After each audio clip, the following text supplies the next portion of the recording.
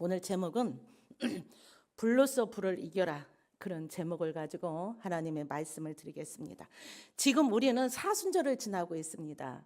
이 사순절은 제2의 수요일부터 시작해서 부활절 전까지 40일 동안 지키는 건데, 주일날은 뺍니다. 주일날은 기쁨의 날이기 때문에 이 제2의 수요일부터 시작해서 이 부활절까지 기간이 바로 사순절입니다. 이 제2의 수요일이라고 하는 것은 사순절을 시작하는 날인데, 이 우리가 죄를 바르고, 또 욥기서도 보면은 죄를 바르고 또 회개한다, 또 베옷을 입고 회개한다, 죄를 바르고 회개한다. 그렇기 때문에 이 죄수일에는 이 작년도께 종려주일날 그 했던 죄를 다시 바르고 나서 너는 흙이니 흙으로 돌아가라, 이런 뜻도 있고, 내가 회개합니다, 이런 상징을 가지고 죄의 수요일부터 시작돼서 40일을 지나서 부활절이 지나갑니다. 예수님이 이 부활절까지 이제 40일이 길었는데, 예수님이 이 땅에 오신 목적은 우리가 크게 여러 가지도 있지만은 여러 가지가 있지만은 몇 가지로 한번 얘기하면서 오늘 설교까지 두 가지로만 간략하게 예배 드리겠습니다. 예수님이 이 땅에 오신 목적이 성경에 여러 가지로 나오지만은 첫 번째가 죄인을 구원하시기 위해서 오셨습니다. 죄인을 구원하시기 위해서 오셨다고 하는 것은 예수님 이름 자체가 구원자입니다. 이는 자기 백성을 저희 죄에서 구원할 자이심이라 했기 때문에 이 예수님 이름 자체가 구원자입니다. 예수님은 우리를 위해서 구원하러 오셨고, 또 잃어버린 양을 찾으러 오셨고, 또한 자기 몸을 대속물로 주려고 오셨고, 또한 하나님의 나라를 전파하고 악한 사단을 멸하기 위해서 이 땅에 오셨습니다. 그래서 오늘 첫 번째는 이 대속물로서의 예수 그리스도와 이 땅의 악한 사단을 멸하기 위해서 오신 예수님에 대해서 조명해 보겠습니다. 첫 번째, 예수님은 우리를 위해서 유월절 어린 양으로 자기 몸을 대속물로 주셨습니다. 출애굽기 12장 3절, 또 출애굽기 12장 6절에 보면은 이달 열흘날 너희 매인 어린 양을 취하고, 또 6절에 보면은 이달 14일까지 간직하였다가 해질 때에 이스라엘 회중이 그 양을 잡습니다. 애굽에 10번째 재앙이 있는 장자 죽음에서 이스라엘 백성이 살아남을 수 있는 유일한 방법은 여호와께서 말씀하신 대로 흠없는 어린 양을 잡아 그 피를 좌우 설주에 바르고 그 인방에 바르고 그 피가 뿌려진 집에 들어가 거하는 것입니다. 해방받는 날이 유월절입니다. 그 집에 들어가서 거함으로 죽음의 재앙에서 살아남아야 됩니다. 그래야지 430년 애굽에서 생활해서 해방되고 기쁨으로 출애굽하게 되는 것입니다. 그러나 우리는 오늘 유월절을 지키고 있지는 않습니다. 종려주일을 지키고 있습니다. 왜냐하면 예수님이 십자가에 못 박혀 죽으시기 위해서 예루살렘에 입성할 때에 많은 사람들이 종려나무지를 가지고 흔들며 호산나 찬송하리로다, 주의 이름으로 오시는 이 하면서 예수 그리스도를 영접했습니다. 그리고 그것을 외친 계기로 인해서 종려주일이라고 하고, 그 주간을 고난주간, 순환주간이라고 부르고, 주일이 바로 부활절이 되겠습니다. 유월절 어린 양 제물이 되신 이 예수님은, 유월절 제물이 되어 죽은 어린 양은 하나님이 준비하신 양입니다. 유월절 제물로 취한 어린 양은 흠없고 일련된 수컷으로 하고 있습니다. 요한복음 1장 29절에 보면은 요한이 예수께서 자기에게 나오심을 보고 가로되 보라, 세상 죄를 지고 가는 하나님의 어린 양이로다 했습니다. 주님이 오시는 길을 예비한 세례 요한의 외침은 그 누구도 듣지 못했고 그 누구도 외치지 않았던 그 소리입니다. 보라, 세상 죄를 지고 가는 하나님의 어린 양이로다. 흠없는 어린 양의 죽음을 통해 심판과 구원이 이루어진 겁니다. 어떤 사람은 그것이 심판이고 어떤 사람은 구원이 됩니다. 여러분, 십자가가 우리에게는 구원이지만 다른 사람에게는 심판이 되는 것입니다. 유월절 그 양을 통해서 이스라엘 백성들이 출애굽할 때 10가지 재앙이 애굽 사람들에게는 심판이지만 이스라엘 백성들에게는 구원이 됐습니다. 그것처럼 오늘 우리에게도 이 예수 그리스도의 십자가 죽음을 통해서 우리가 구원을 받은 것입니다. 흠없는 어린 양의 죽음을 통해 심판과 구원이 동시에 이루어진 것입니다. 이스라엘 백성들은 흠없는 어린 양이 죽어 흘린 피를 하나님이 확인하셔야 장자의 죽음에서 그 재앙에서 구원받을 수 있었던 것입니다. 죽음의 재앙에서 살아남는 유일한 길은 자신의 행위, 윤리, 도덕이 아닙니다. 유월절 흠없는 어린 양의 피입니다. 베드로전서 1장 19절에 보면 오직 흠없고 점없는 어린 양 같은 그리스도의 보배로운 피로 한 것이다 말씀하셨습니다. 사람이 살기 위해서는 반드시 흠없는 어린 양이 죽어야 합니다.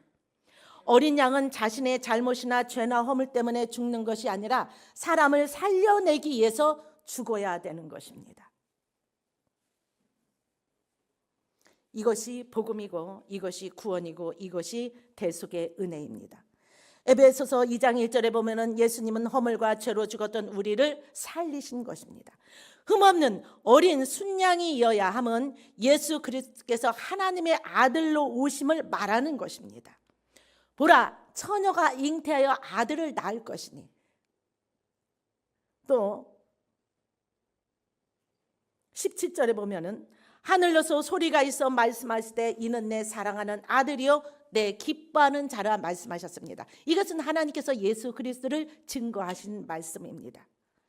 또한 주님께서 십자가에 못 박혀 죽으실 때에 그 죽음을 지켜보던 자들이 주님을 향해 이는 진실로 하나님의 아들이었도다 이렇게 외쳤습니다.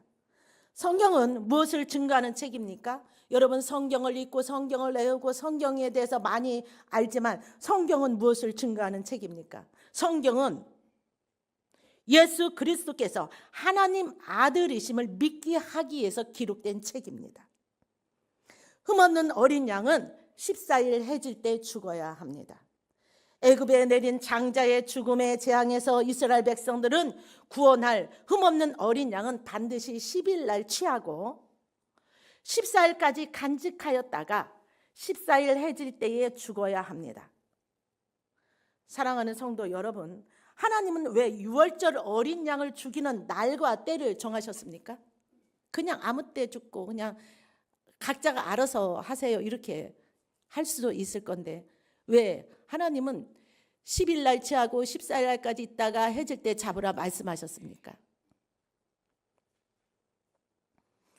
그것은 하나님께서 정해놓으신 놀라운 구원의 성취가 있기 때문입니다. 일반적으로 이 사람들의 시간 개념은 해가 뜨면 하루가 시작되고 해가 밤에 되면은 이제 하루가 지나갔다 이렇게 말합니다. 그러나 이 이스라엘의 하루 개념은 해가 질 때면 오후 6시부터 시작돼서 그 이튿날 6시까지가 이 하루의 개념입니다. 우리랑 시간 개념은 차이가 있습니다. 그래서 창세기도 보면은 하나님께서 천지를 창조하실 때 뭐라고 말씀하셨냐면 이는 저녁이 되고 아침이 되는 이는 첫째 날이라 이렇게 말씀하십니다. 하나님의 시간 개념은 우리의 시간 개념하고는 차이가 있습니다. 그래서 이 안식일은 토요일이지만 실제적으로는 금요일 저녁 6시부터 토요일 저녁 6시까지가 안식일입니다. 마가복음 15장 25절에는 때가 제3시가 되어 십자가에 못 박으니라. 제3시는 현대 우리의 시간 개념으로 보면은 오전 9시입니다. 제6시까지 온 땅에 어둠이 임하여 제9시까지 계속되더니 제9시에 예수께서 크게 소리 지르시며 이르시되 엘리 엘리 라마 사박다니 하시니 이는 나의 하나님 어찌하여 나를 버리십니까? 이렇게 외치고 나서 주님이 십자가에서 운명하셨습니다.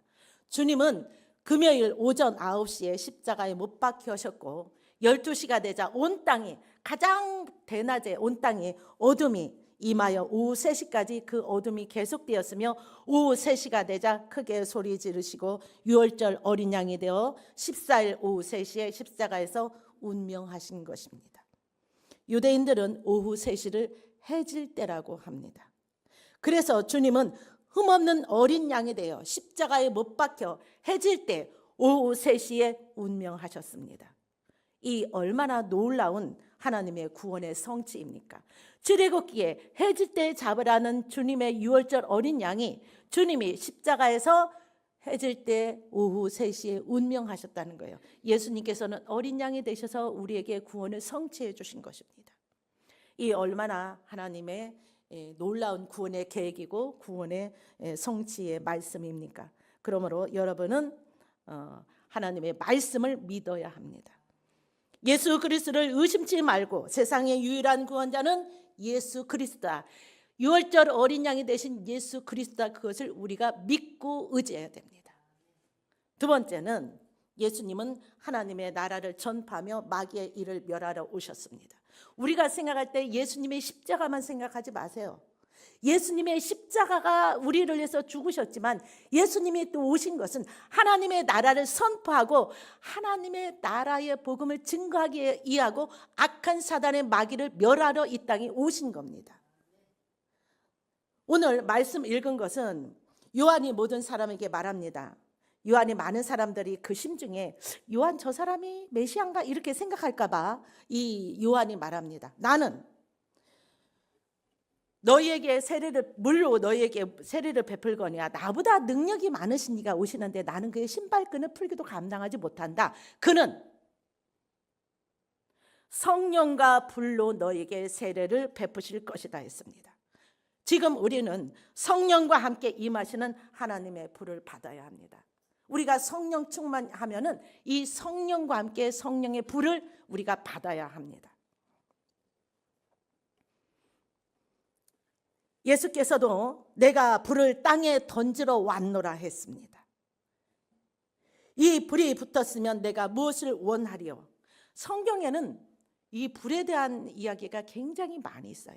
예수님도 불과 성령으로 세례를 받으셨고 내가 불을 땅에 던지러 왔노라 말씀하셨고, 그래서 성경에는 불에 대한 이야기가 엄청 많이 있습니다.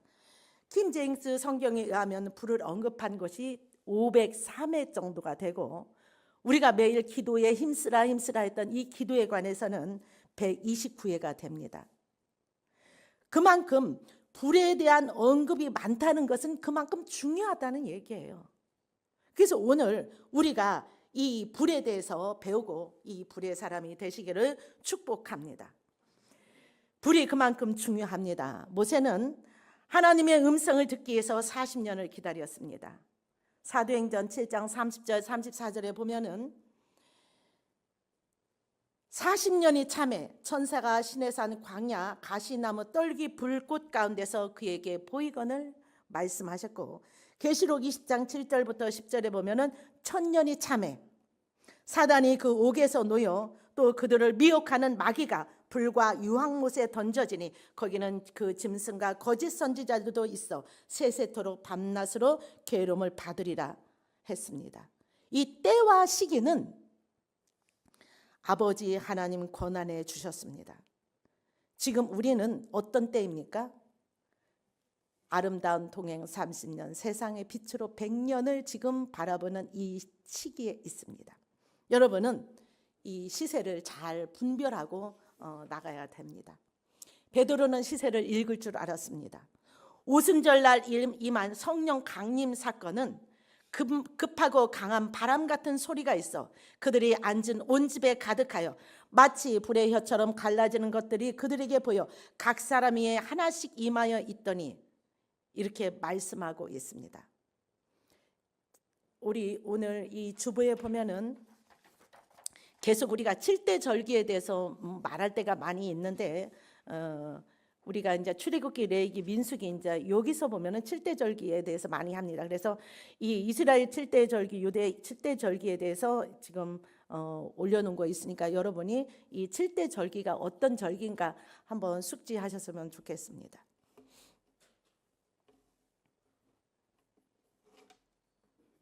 오순절날은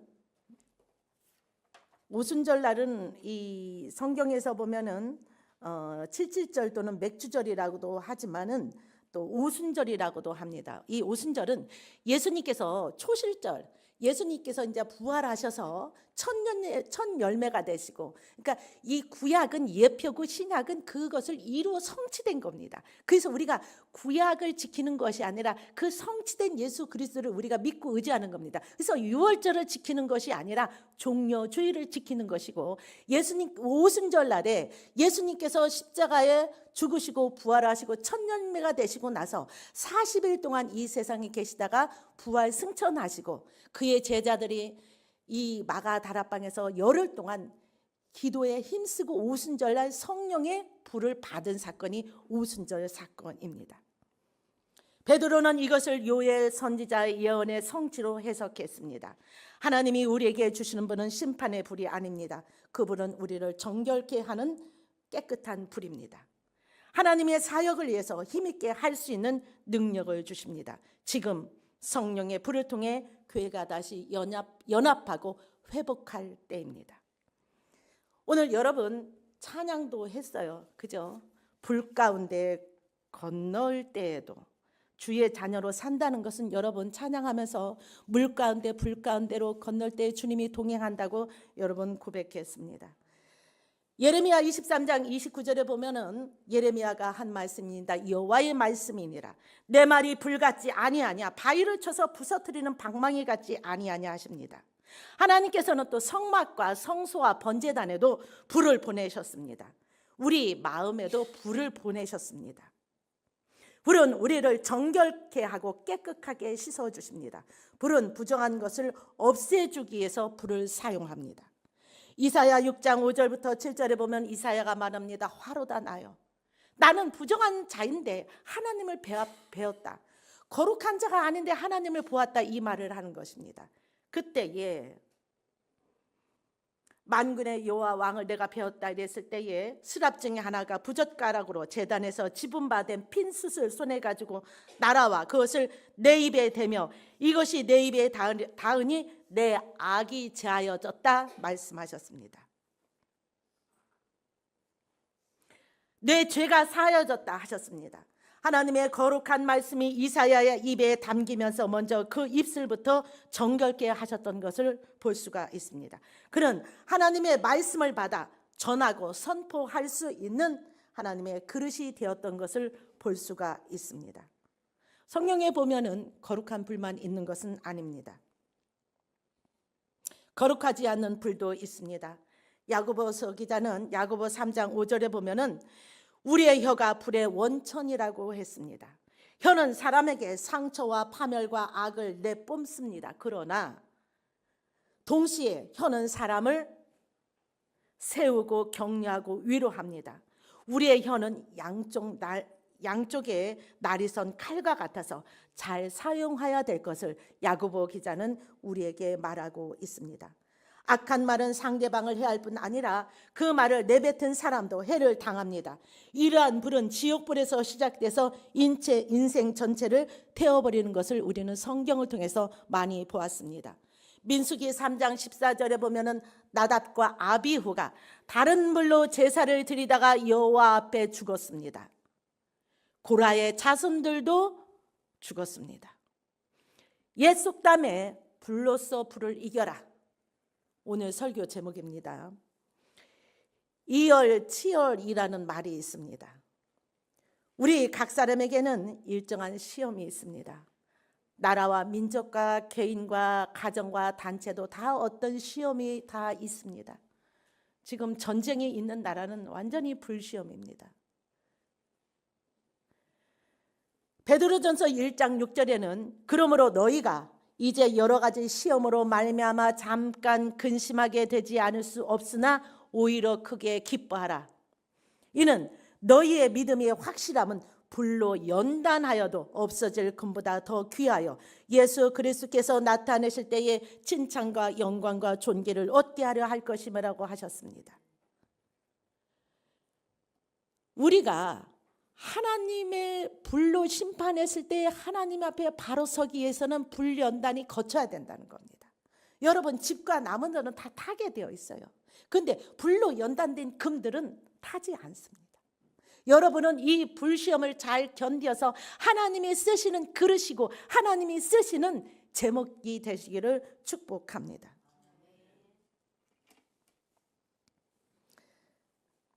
우리의 믿음의 선진들은 이러한 불시험을 잘 극복하고 승리하셨습니다. 그리하여 그들은 히브리서 11장 믿음장에 이름을 올리는 승리자 영웅이 된 것입니다.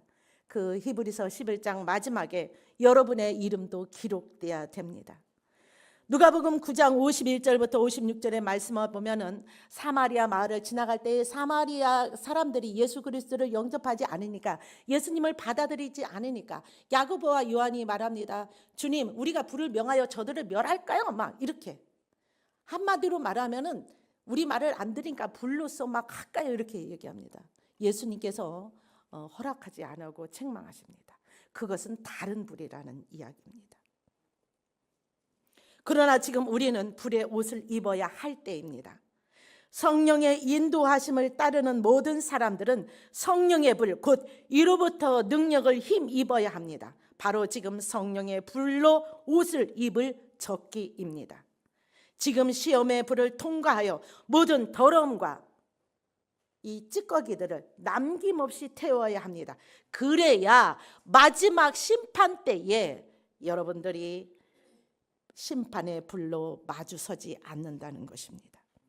이사야 43장 2절에는 하나님의 약속이 있습니다. 내가 물 가운데로 지날 때에도 내가 너와 함께 할 것이다. 강을 건널 때에도 물이 너를 침몰하지 못할 것이다. 내가 불 가운데로 지날 때에 타지도 아니할 것이다. 불꽃이 너를 사르지도 못하리라 말씀하셨습니다. 하나님의 일을 수행할 때에도 불은 중요합니다. 하나님은 각 사람이 정결하게 하는 불을 통과하시기를 원하십니다. 이 불을 통과하면 하나님을 섬기는 일에 쓰임 받습니다. 소년이라도 피곤하고 장정이라도 넘어지되 오직 여호와를 앙망하는 자에게 새 힘을 주시겠다고 주님께서 말씀하셨습니다. 여러분의 삶에 사소한 일이, 또한 여러분의 삶에 사소한 다툼이, 여러분의 삶에 어떤 일들이 있을 때에 여러분 거기에 너무 에너지를 쏟을 때는 아닙니다. 에너지를 쏟을 때는 지났습니다. 이제 그 모든 문제를 훌쩍 뛰어넘어 주님의 임재로 나가십시오. 주님의 임재 아래서 그분의 신선한 호흡을 받아들이고 영적 전쟁을 배우고 하나님 나라의 사명을 위해서 더 빨리 달려갈 때가 바로 지금입니다. 여러분은 성령께서 주시는 지혜와 계시의 영 안에서 일을 해야 됩니다. 지금 여러분은, 당신은, 나는 하나님의 불을 꺼뜨리는 사람입니까? 아니면 하나님의 불을 운반하는 사람입니까? 하나님의 불을 운반하는 사람은 불의 시험을 거친 자들입니다. 하나님은 우리가 불꽃을 일으키기를 원합니다.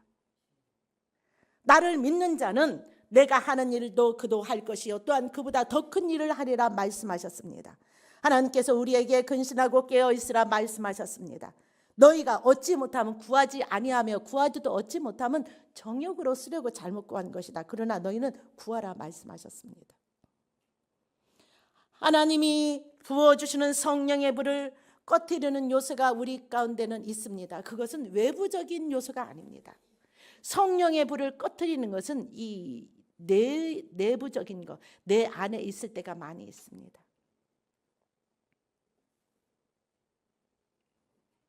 내 마음 상태, 나의 성품, 나의 상처, 나의 쓴뿌리, 이런 것으로 인해서 내 안에 성령의 불이 활활 타올라서 하나님의 일을 할 수 없도록 자꾸 막는 역할을 한다는 것입니다. 이것이 성령의 불을 꺼뜨리는 요소가 되는 겁니다.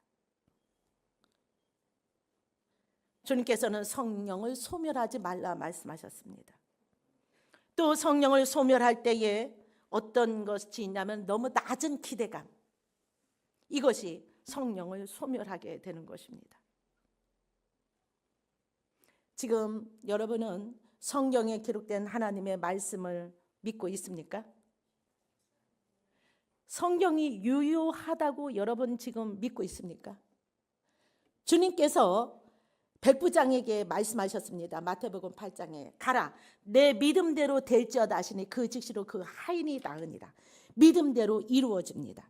오늘 이 말씀이 이루어진다면 우리는 무엇을 얻게 될까? 나의 믿음이 지금 있다면 내가 무엇을 얻게 될까?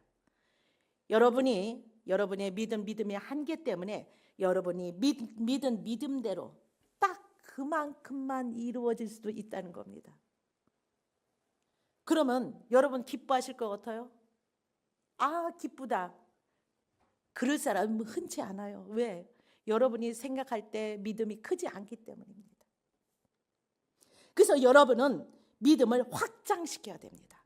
믿음은 들음에서 나고 들음은 그리스도 말씀으로 말미암느니라 하신 것처럼 주님의 말씀을 들어야 하고 여러분의 장막터를 넓혀야 하고 여러분의 그릇을 넓혀야 됩니다. 이 그릇을 넓히는 작업입니다. 이 시험과 환난과 어려움. 우리는 그래서 믿음으로 구하고 의심하지 말고 두 마음을 품지 말고 우리가 주님께 구해야 됩니다. 믿음은 바라는 것들의 실상이라고 히브리서 11장 말씀하셨습니다. 희망에는 실상이 없습니다. 반면 믿음은 실상 그 자체입니다. 믿는 순간 그 실상이 이루어지는 것입니다. 그것을 얻는 것은 시간 문제입니다. 이처럼 믿음은 만질 수 있는 대상이자 실제입니다. 왜냐하면 믿음에는 그 대상을 불러내서 실체화하는 능력이 있기 때문입니다. 일례로 여러분이 지금은 이제 이 핸드폰으로 사진을 많이 찍지만은 카메라로 여러분이 사진을 딱 찍습니다. 그러면 그것을 인화하면은 그대로 나옵니다. 여러분이 믿음으로 주님께 구합니다. 그러면 그 믿음대로 실상이 찍힌 겁니다. 그것이 실체화되는 것은 시간 문제라는 거예요. 그 시간은 하나님 아버지 때에 주시는 겁니다. 그래서 믿음으로 구해야 됩니다. 의심하지 말고 구하고 하나님은 우리가 구하는 것보다 더 좋은 것으로 우리에게 공급해 주십니다. 또 주님은 불로써 응답하십니다. 여러분, 불의 사람 할 때 엘리야를 기억하실 것입니다. 엘리야는 이 불로 응답받은 사람입니다. 엘리야가 불의 사람이고 불로 응답받았지만 많은 사람들이 그 불의 하나님을 만홀히 여긴 결과 그들은 3번이나 고통을 겪었습니다. 열왕기상 18장에는 엘리야와 바알 선지자들과의 갈멜산에서 대결이 있었습니다. 엘리야는 이스라엘 백성들에게 말합니다. 너희는 누구를 섬기겠느냐? 여호와가 만일 하나님이면 그를 따르고 바알이 만일 하나님이면 그를 따르라. 오늘날도 하나님의 능력은 동일한 결정을 우리에게 요구합니다. 엘리야의 사건의 핵심은 불로써 응답하시는 하나님을 섬길 것을 요구합니다. 너희는 누구를 섬길 거냐 결정하라는 겁니다. 그런데 이 말을 똑같이 한 사람이 있습니다. 여호수아입니다. 여호수아가 모세의 바톤을 받고 이스라엘 백성들을 가나안 땅으로 인도하고 나서 그가 여호수아 24장 마지막 절에 가면은 그렇게 얘기를 합니다. 너희는 오늘 섬길 자를 택하라. 오직 나와 내 집은 여호와를 섬기겠노라. 이 오늘 여호수아의 고백이 여러분의 고백이 돼야 됩니다. 나는 여호와만 섬기겠습니다. 나는 하나님만 섬기겠습니다. 하나님만이 나의 왕이시고 하나님만이 나의 구원자이십니다. 이것을 고백해야 됩니다. 오늘 엘리야나 여호수아가 나와 여러분에게 묻고 있는 얘기입니다. 택하라. 누구를 섬길 거냐? 네, 저는 여호와만 섬기겠습니다. 저는 하나님만 섬기겠습니다. 이것을 말하라는 겁니다. 불로써 응답하는 여호와만 내가 섬기겠습니다. 이 말씀을 하시라는 겁니다. 성경에 처음으로 나온 사건이 이 아브라함의 이 횃불 사건이기도 합니다. 예수님은 불을 붙이기 원하셨습니다. 지금으로부터 2000년 전 오순절 날에 또 다른 불이 시작되었습니다. 예수께서 성령으로 제자들에게 불 세례를 베풀어 주신 것입니다. 마치 불의 혀처럼 갈라지는 것들이 그들에게 보여 각 사람 위에 하나씩 임하여 있더니 그들이 다 한 성령으로 충만함을 받고 성령이 말하게 하심을 따라 다른 언어로 말하기를 시작하니라. 지금 우리에게 성령의 불이 다시 점화되어야 합니다. 불의 사람이 되어야 합니다. 주님께 기도합시다. 주님, 구하는 자에게 주시는 분은 하나님이십니다. 엘리야도 우리와 같은 사람인데 그는 불의 사람이었고 불로서 이겼던 사람입니다. 우리가 이렇게 구해야 됩니다. 그가 불을 가지고 싸웠다면 우리도 불을 가지고 싸워야 합니다. 불로서 불을 이겨야 합니다. 예수님께서 십자가에서 내가 다 이루었다 선포하셨습니다. 이로써 주님의 일은 완료되었습니다. 주님은 다 이루으셨습니다. 그러나 우리의 일은 그때부터 시작된 것입니다. 예수님은 공생의 기간 동안 하나님의 불과 능력을 운반하셔서 사역하셨습니다. 지금 예수님께서는 동일한 불과 능력을, 하나님께서 아들에게 주신 그 영광을, 하나님께서 예수 그리스도께서 주신 그 영광을 다시 우리에게 동일한 그 사랑으로 우리에게 불과 능력을 전달해 주십니다. 또 그 예수 그리스도가 우리 가운데 계십니다. 우리에게 필요한 모든 것을 다 주셨습니다. 이제 행하기만 하면 됩니다. 누가복음 11장 33절부터 36절에 보면은 누구든지 등불을 켜서 움속에나 말 아래 두지 아니하고 등경 위에 둡니다. 이는 들어가는 자로 그 빛을 보게 하려고 하는 것입니다. 그러므로 내 속에 있는 빛이 어둡지 아니한가 보라 말씀하셨습니다. 여러분 안에 예수 그리스도의 빛이 있습니까? 당신 안에 빛이 있습니까? 어떤 빛이 있습니까? 여러분은 어떤 불을 운반하고 계십니까? 예수께서 내 속에 있는 빛이 어둡지 아니한가 보라 말씀하셨습니다. 만약 빛이 어두워진다면, 만약 불이 꺼져 간다면 당장 이 문제를 해결해야 됩니다. 이 문제를 해결하는 방법은 회개하고 다시금 회복하고 하나님께로 돌이켜야 됩니다. 하나님께로 돌아간다면 하나님께서 회복시켜 주십니다. 만일 당신 안에, 여러분 안에 예수 그리스도께서 계시고 하나님의 빛이 있다면 그 빛을 더 크게 발하여야 합니다. 하나님의 빛을 숨기지 마십시오. 여러분 안에 있는 하나님의 빛을 숨기지 마십시오. 마태복음 5장 14절부터 16절에 보면은 너희는 세상의 빛이라 말씀하셨습니다. 여러분은 세상의 빛입니다. 여러분의 빛으로 하나님께 영광을 돌려야 됩니다. 당신 안에 있는 하나님의 빛을 발하여 다른 사람이 그 빛을 볼 수 있게 해야 됩니다. 여러분 안에 있는 그 하나님 예수 그리스도의 빛이 다른 사람이 보고, 아, 저 사람은 하나님의 사람이구나, 아, 저 사람은 예수를 믿는 사람이구나, 예수님이 그 안에 있구나, 이것을 알아야 된다는 것입니다. 다른 사람이 여러분 안에 있는 그 빛을 보고 하나님께로 돌아올 수 있도록 해야 됩니다. 하나님의 빛을 발하여 그분의 임재를 발견하고 또 그 사람이 하나님의 품으로 돌아올 수 있도록 해야 됩니다. 사람들은 승리자나 영웅에게 환호하고 관심이 많습니다. 다른 사람이 본받고 따르도록 하나님께서 당신을 영웅 승리자로 만들어 주셨습니다. 하나님께서 여러분을 세우셨습니다.